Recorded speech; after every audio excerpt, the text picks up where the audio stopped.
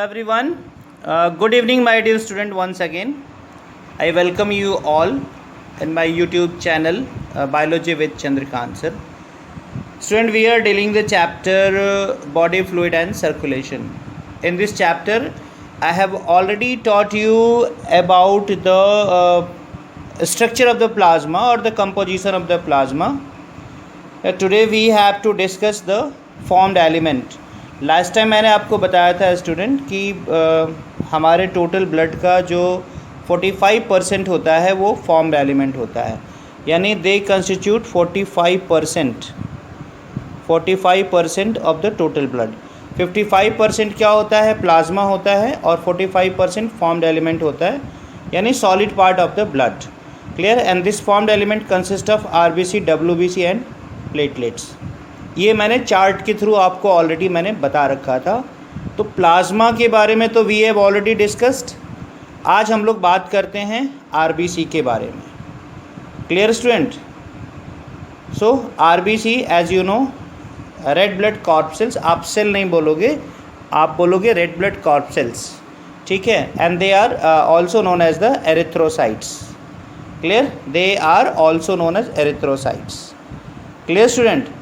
अब हम लोग बारी बारी से आरबीसी के स्ट्रक्चर के बारे में बात करेंगे, शेप साइज़ के बारे में बात करेंगे, और एनसीईआरटी में जो कंटेंट दिया हुआ है वो भी डिस्कस करेंगे, और कुछ इंपॉर्टेंट बातें भी हम लोग करेंगे. Clear. So when we talk about the shape of the RBC, तो आप देखोगे स्टूडेंट, आरबीसी बहुत इंपॉर्टेंट बात मैंने आप यहाँ लिखी हुई है. आप देखोगे कि the shape varies in different vertebrate classes. ठीक है. वर्टिब्रेट की जो क्लासेस होती हैं उसमें आप फिश की बात करो, एम्फीबियन की बात करो, रेप्टाइल और बर्ड की बात करोगे, तो आरबीसी ओवल होती है, बाई कॉन्वेक्स होती है और न्यूक्लिएटेड होती है. ये खास बात है, याद रखिएगा. ठीक है. एक्सेप्ट मैमल को छोड़ दो, तो बाकी जो वर्टिब्रेट्स हैं उसमें जो आरबीसी होती है वो कैसी होती है, शेप उसका कैसा होता है. अब सामने मैंने लिखा हुआ है, देखो, oval. RBCs are oval in shape, biconvex और न्यूक्लिएटेड है विद द न्यूक्लियस. ये कॉम्पिटिटिव एग्जामिनेशन में अक्सर पूछा जाता है, इसलिए आप लोगों को फोकस करना है. क्लियर. और हम लोग जब बात करें मैमेलियन आरबीसी, यानी हम लोग अपनी बात करें, ह्यूमन की बात करते हैं और दूसरे मैमल की बात करते हैं, तो वहाँ पे क्या मैंने लिखा हुआ example, human being, the RBCs are circular होती है, डिस्क शेप होती है, यानी आप ऐसे देखोगे, जो फ्लाइंग डिस्क हम लोग खेलते हैं उछाल के, उसी की तरह होती है. सामने से देखोगे तो ऐसी दिखेगी, और साइड से देखोगे तो ये इस तरह से दिखती है, कॉनकेव. दोनों साइड से ये कॉनकेविटी है, आप देख सकते हो यहाँ पे, है ना. और इसमें आप देखोगे हीमोग्लोबिन है ना, हीमोग्लोबिन पिगमेंट. अब इसके बारे में हम लोग डिस्कस करेंगे. क्लियर. तो ये मैंने आपको शेप बताया इसका मैमेलियन आरबीसी का. और mammalian RBC, the mature mammalian RBC does not contain what, nucleus. It is enucleated. ठीक है ना. इन्यूक्लिएटेड हम लोग वर्ड यूज़ करते हैं, और डी न्यूक्लिएटेड हम लोग वर्ड यूज़ करते हैं, और हम कह सकते हैं कि RBC is without nucleus except camel and llama. याद रखिए, camel and llama, these two are the mammals. ये दोनों मैमल की कैटेगरी में हैं, बट इनकी जो आरबीसी होती है, मैंने साफ साफ लिखा हुआ है, this is Oval in shape. इनका शेप ओवल होता है. क्लियर. और इनमें न्यूक्लियस होता है. हम लोग स्टेटमेंट बोलते हैं ना, we use to say that mammalian RBCs do not contain nucleus. वहाँ पे फिर हम बोलते हैं एक्सेप्ट कैमल एंड लामा. ठीक है ना. एंड शेप वाइज आप बोल सकते हो कि लामा और कैमल के आरबीसीज का जो शेप होता है वो ओवल होता है. Clear. So camel and llama are the exceptional among mammals in having oval RBC and presence of nucleus. Clear. बात समझ में है स्टूडेंट. और ये जो बाइकॉनकेव शेप आप देख रहे हो, इसकी वजह से क्या होता है, ये बहुत ही इंपॉर्टेंट है. This shape favours quick diffusion of the gases, है ना. बात समझ में आई? ये कॉम्पिटिटिव एग्जाम का एक अच्छा क्वेश्चन है, this is a very important question, है ना। तो आपको ये याद रखना है, एनसीईआरटी में ये मेंशन नहीं है, बट लेकिन अगर आप एंट्रेंस एग्जामिनेशन देने जाओगे तो इस तरह के क्वेश्चंस पूछे जाते हैं। क्लियर? आप बीएचयू एंट्रेंस दोगे ग्रेजुएशन के लिए या किसी और यूनिवर्सिटीज़ में जब एंट्रेंस देने जाओगे तो वहाँ 35 to 40% जो क्वेश्चंस होते हैं वो आउट ऑफ एनसीईआरटी आते हैं, है ना। तो जनरली ऐसा होता है कि आप पढ़ के तो एनसीईआरटी गए हो लेकिन वहाँ पे वो चीज़ नहीं मिलती है। तो मैं पहले से ही आपको बता दूँ, and I am just going to cover all these topics, ठीक है। जो एक्स्ट्रा चीज़ें हैं मैं कवर कर लेता हूँ अभी। क्लियर? देन साइज़ की बात करें तो साइज़ कितना होता है, 7 to 8 milli micron in diameter and 2 milli micron thicker in near the rim, ठीक है। और स्मॉल साइज होने से क्या, this is the smallest human cell in our body, ये भी याद रखिएगा। Human RBC is the smallest cell in the human body. Human body की सबसे जो छोटी सेल होती है वो ह्यूमन आरबीसी ही होती है, ठीक है। 7 to 8 मिली माइक्रॉन। क्लियर? अब इससे क्या होता है, इस स्मॉल साइज से क्या होता है, this small size of RBC provides it's greater surface area for quick diffusion of the O2 into it, ठीक है। ब्रीदिंग और गैसियस एक्सचेंज के समय डिफ्यूज़न में ये हेल्प करता है, ठीक है। एक चीज़ याद रखिएगा। अब हम लोग बात करते हैं नंबर की। तो नंबर स्टूडेंट ये वैरी करता है मेल और फीमेल में, ठीक है, and also it depends on the physical work. तो जो जेंट्स होते हैं या मेल्स होते हैं they have 50 lakh to 55 lakh, ठीक है। आप देखोगे 50 लाख से लेके, ठीक है, 55 लाख आरबीसी, ठीक है, per cubic millimetre of the blood. Per cubic millimetre of the blood contain 50 lakh to 55 lakh in males and 45 lakh in female, ठीक है। ऐसा क्यों होता है, ऐसा क्यों होता है? तो जनरली कहा जाता है कि males have to perform more physical work as compare to female, ठीक है। मेल की कंपैरिजन में जो फीमेल है वो कम फिजिकल वर्क करती है, या आप बोल सकते हो फीमेल के कंपैरिजन में मेल ज़्यादा फिजिकल वर्क करता है, तो वहाँ पे आरबीसीज ज़्यादा होती हैं। क्लियर? ये याद रखिएगा। और आरबीसीज कब बढ़ जाती हैं? आरबीसीज बढ़ती हैं जब कोई फिजिकल एक्सरसाइज करता है। अगर आप एक इनएक्टिव आदमी का और एक एक्टिव आदमी के आरबीसीज में कंपेयर करोगे तो यू विल गेट कि जो एक्टिव है, जो फिजिकल वर्क और फिजिकल एक्सरसाइज करता है, उसमें आरबीसी काउंट जो है वो थोड़ा सा ज़्यादा होता है, ठीक है, as compare to an inactive person. उसी तरह से आप पहाड़ी इलाके में जब चले जाते हो, ये मैंने रेस्पिरेशन वाले चैप्टर में आपको बताया था कि हम लोग जब प्लेन एरिया से हिली एरिया की तरफ जाते हैं तो वहाँ पे अल्टीट्यूड सिकनेस या माउंटेन सिकनेस डेवलप होता है ना। क्योंकि पहाड़ों पे क्या होता है, आप देखते हो एयर का प्रेशर कम होता जाता है, तो हम लोगों की बॉडी उस तरह से अडेप्टेड नहीं रहती है ना। हम लोग थक जाते हैं, है ना, क्योंकि उतनी ऑक्सीजन बॉडी की सप्लाई नहीं हो पाती। बट वहाँ का लोकल जो आदमी होता है, जो लोकलाइट्स होते हैं, the person who are local, they have more RBC than us, है ना। तो वो उनमें थकान नहीं होती है ना। उनकी ऑक्सीजन कैरी करने की कैपेसिटी ज़्यादा होती है क्योंकि उनमें ज़्यादा आरबीसीज होती है। ज़्यादा आरबीसी का मतलब ज़्यादा हीमोग्लोबिन, ज़्यादा हीमोग्लोबिन का मतलब ज़्यादा ऑक्सीजन कैरी करने की कैपेसिटी होती है। क्लियर? बात समझ में स्टूडेंट? अब यहाँ पे दो टर्म मैं डिस्कस करूँगा जो बहुत ही इंपॉर्टेंट है।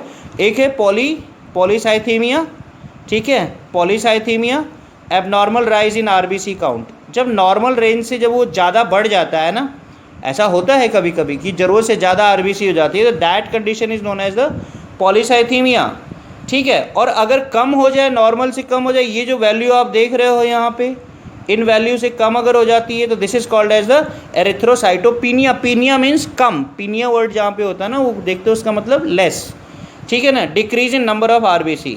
क्लियर? और this condition erythrocytopenia it causes oxygen shortage in the blood and the tissues. Clear? ये सारी चीज़ें आपको पता होनी चाहिए।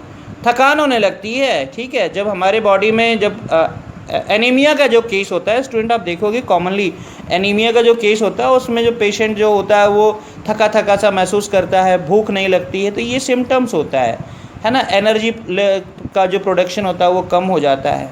क्लियर? अब हम लोग बात करते हैं क्या कलर की। तो एक अकेली अगर आरबीसी को आप देखोगे तो ये स्लाइटली येलोइश होता है, लेकिन जब ये बल्क में है, क्लस्टर में है ना, देन दे अपीयर रेड, ठीक है ना, they are appeared red in colour, है ना, व्हेन व्यूड इन बल्क, जब हम बल्क में उसको देखते हैं तो वो हमें लाल रंग की दिखाई देती है, ठीक है। They impart red colour to the blood when they are in cluster, and this red colour is because of the haemoglobin. आपको पता है रेड कलर हीमोग्लोबिन पिगमेंट की वजह से होता है, इट्स अ पिगमेंट। आप रेस्पिरेशन वाले चैप्टर में भी पढ़े हो हीमोग्लोबिन के बारे में, ठीक है। It's a respiratory pigment. हम लोग इसको क्या बोलते हैं, हीमोग्लोबिन को बोलते हैं ना रेस्पिरेटरी पिगमेंट बोलते हैं हम लोग, ठीक है। They are called as the respiratory pigment. क्यों बोलते हैं, because this haemoglobin help in transportation of respiratory gases, oxygen as well as the carbon dioxide, इसके ट्रांसपोर्टेशन में ये हेल्प करता है ना। तो let us discuss something about the haemoglobin in brief. थोड़ा सा मैं यहाँ पे हीमोग्लोबिन के बारे में बता दूँ तो इट्स ए कॉन्जुगेटेड प्रोटीन। आप याद रखिएगा haemoglobin is a conjugated protein, clear, it's very important, है ना। It consist of a basic protein globin join to a non protein group haem, यानी haem plus haem is the iron part, clear.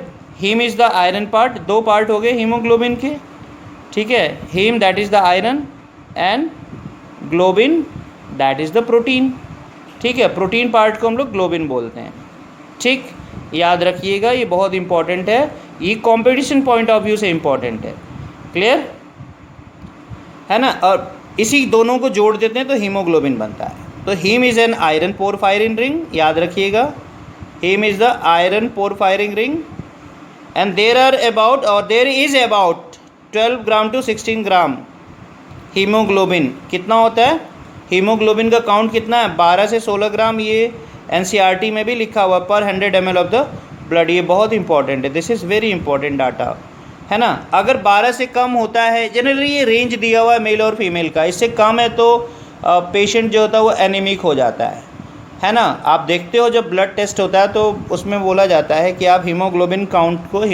को check करके बताइए, तो ये normal range है, इससे कम अगर है तो वो एनीमिक हो जाता है, ठीक है। और एक बहुत इंपॉर्टेंट डाटा है, अ सिंगल आरबीसी, अगर हम एक आरबीसी की अगर बात करते हैं, ठीक है, एक आरबीसी की अगर बात करो तो एक आरबीसी में 280 कितने 280 millions haemoglobin molecules are there. बहुत ही इंपॉर्टेंट डाटा है, ठीक है। 280 हीमोग्लोबिन मॉलिक्यूल्स आर देयर, है ना, आप याद रखिएगा इसको, ठीक।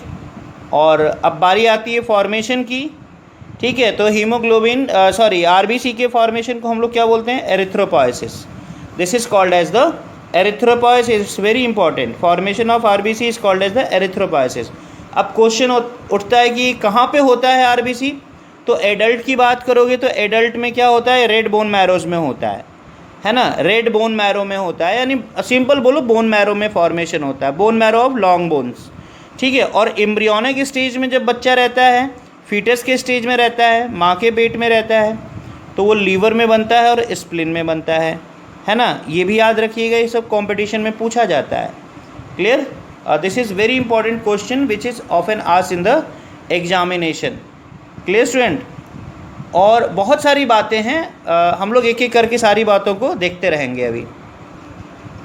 Let's discuss some more important fact.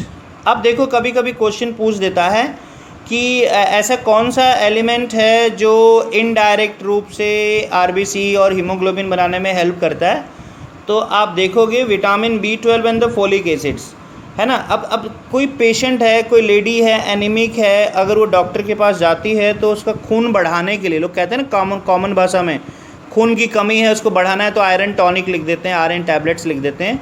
साथ में आप देखोगे कंपोजिशन देखोगे तो उसमें क्या क्या रहता है, विटामिन बी रहता है, vitamin B12 specially, and folic acid, they stimulate the erythropoiesis, ठीक है ना। तो they indirectly, vitamin B12 and the folic acid, they indirectly help in erythropoiesis means formation of RBC, clear. And protein and iron are the component of the hemoglobin, this I have already told you. Excess RBCs are stored in the spleen, ये बहुत important है, ज़रूरत से ज़्यादा जो RBC होता है वो हमारे स्प्लीन में जाके इकट्ठा हो जाता है, तो स्प्लीन को हम लोग क्या बोलते हैं, स्टोर हाउस ऑफ RBC, ठीक है, हम ये भी बोलते हैं इसको store house of RBCs, clear. This is very important, clear. और लास्टली अगर देखें हम लोग तो लाइफ स्पैन की बात आती है, तो life span 120 days in the human, हमारे में जो आरबीसी होती है उसकी लाइफ स्पैन जो होता है दिस इज़ अबाउट 120 डेज़, है ना। 120 दिन आरबीसी जिंदा रहती है, ठीक है। Where as 50 days to 70 days in the rabbit, ठीक है, और 100 डेज़ इन द फ्रॉग, ठीक है। ये भी आप कंपेरेटिव स्टडी देख लो, हालांकि एनसीईआरटी में नहीं है बट कॉम्पिटिटिव एग्जाम में पूछा हुआ है, इसलिए मैंने यहाँ पे इसको इंक्लूड कर दिया। क्लियर। स्पेशल प्रॉपर्टी क्या होती है, देखिए एक टर्म होता है रॉलिऑक्स, ROULEAUX, रॉलिऑक्स, यानी कभी कभी आरबीसी जो होती है ना, आप देखोगे इस तरह से एक के ऊपर एक, एक के ऊपर एक, इस तरह से वो क्लस्टर बना लेती है या पाइल, यानी आप सिक्के जब लेते हो, सिक्के एक के ऊपर एक रखते हैं, coins, when you keep coin one above the other, the stack which is formed, और when they are piled up the structure so form that is called as the rouleaux. यानी आरबीसी जब एक के ऊपर एक इकट्ठी हो जाती है, क्लस्टर फॉर्म करती है, that is called as the rouleaux. ये बहुत ही इंपॉर्टेंट है, अगर आप LN के मॉड्यूल्स या आकाश के मॉड्यूल्स अगर पढ़ते हो तो उसमें ये चीज़ें दी हुई हैं। क्लियर। यानी ये कब हो सकता है, जब ब्लड फ्लो स्लो है, ठीक है, या रेस्टिंग स्टेज में है। In the resting and the slow flowing blood the RBC form piles या cluster called as the rouleaux by adhering together due to surface tension. किसकी वजह से हो रहा है ये, सरफेस टेंशन की वजह से हो रहा है। Clear. So this is sufficient about the when we talk about the RBC, तो these contents are the sufficient। ये काफ़ी कुछ मैंने बता दिया। और कभी कभी आप देखोगे कि मलेरिया का जो केस होता है ना, मलेरिया के केस में आप पढ़ोगे क्लास 12th में, मलेरिया के केस में जब हीमोग्लोबिन डैमेज होता है तो क्या बनाता है वो, हीमोजॉइन ग्रेन्यूल्स बनाता है।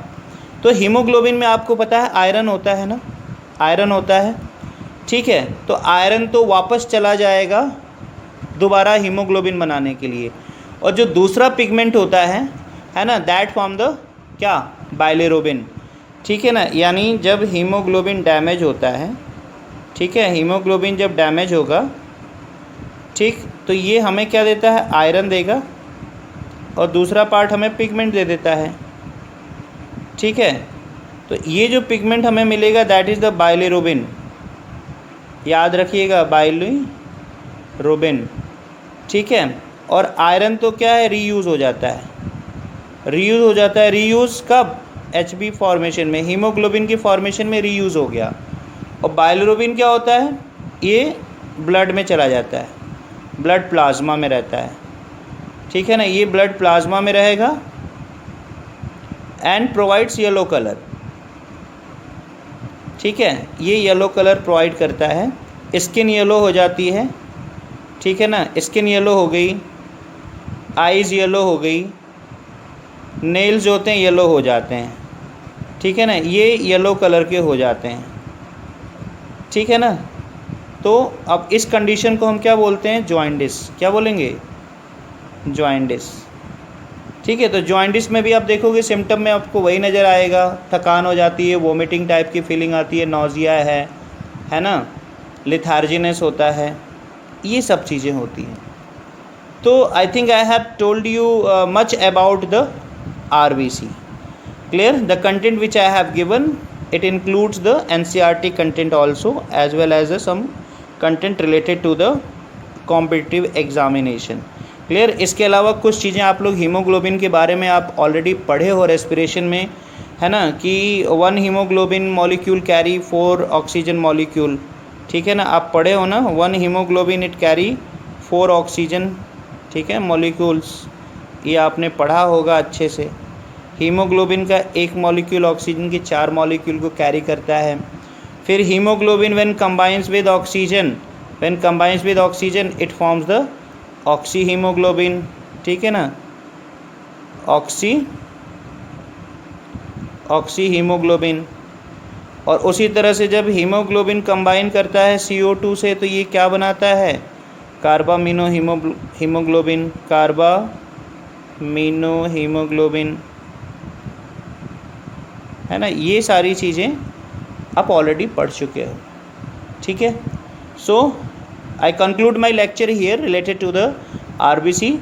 Next video में I will teach you about the WBC and the platelets. Thank you very much.